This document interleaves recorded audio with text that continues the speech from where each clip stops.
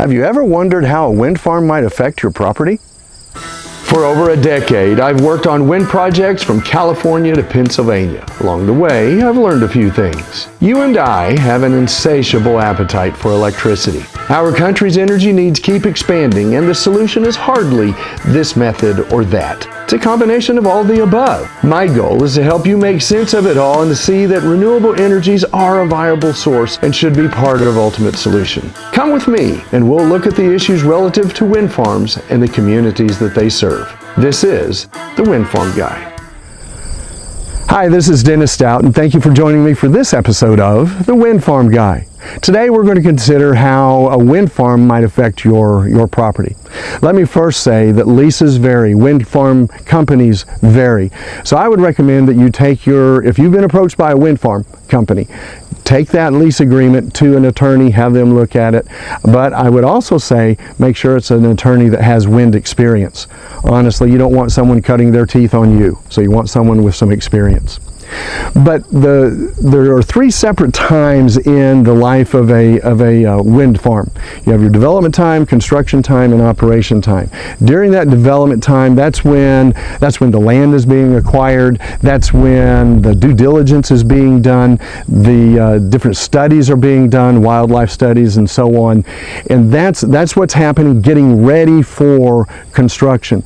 You're not going to see a lot of activity on your property during that time. As it gets closer to construction, you might see more. In fact, you'll see someone geoteching, that is getting core samples at each of the turbine locations so they know what the geology is like underneath those locations.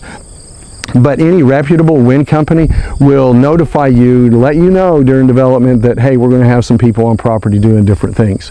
And so that's an important thing during the development time. Now, as you go into construction, everything changes. It looks like an ant bed at that point. There's a lot of activity as components are being delivered and things are being erected and built and the collection lines are being buried.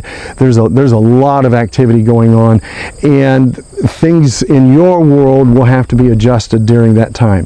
Farming has to be adjusted so that farmers are not in the construction team's way. Ranching has to be adjusted. You might have to put your livestock in a different pasture. Hunting has to be adjusted. Actually, during construction, hunting is eliminated for obvious reasons. We don't want anyone getting hurt. You can hunt before and after, but not during construction.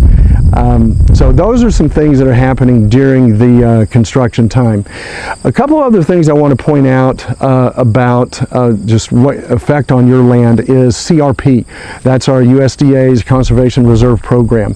If you have CRP land and a turbine is being placed on it, obviously the footprint and the road going to that turbine, that will come out of the program.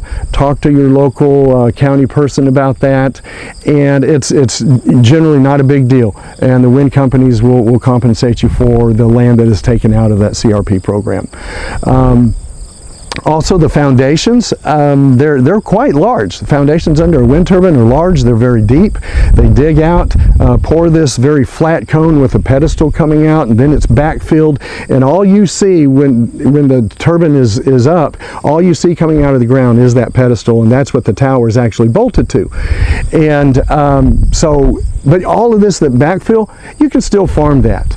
And then at the end of the project, when the things are restored and go through the restoration process, they knock that pedestal off of there, and that's all that's removed, and the mass of the foundation, it's deep enough that it's not in your way. You can still farm it, and it's not a big deal.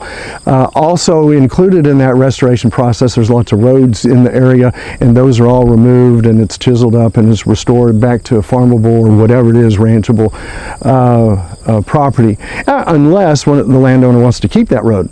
You may think that road is in a great place and you want to keep it. That's fine too.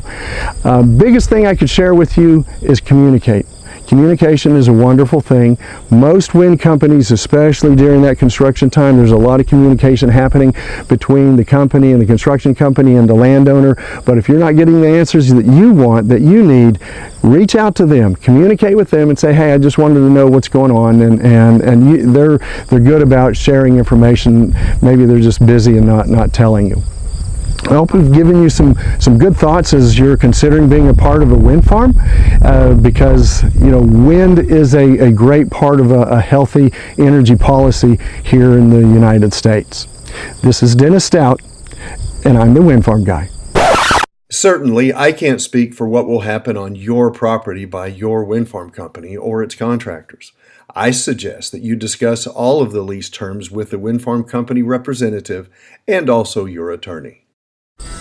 Thank you for watching. Working together, we can make good energy decisions and save our planet. If you'd like to know more, would like me to address a particular topic, or if you'd like to schedule me for an appearance, please contact me. For over 25 years, I've been speaking to groups from 2 to 2,000 and would be happy to speak to your group as well.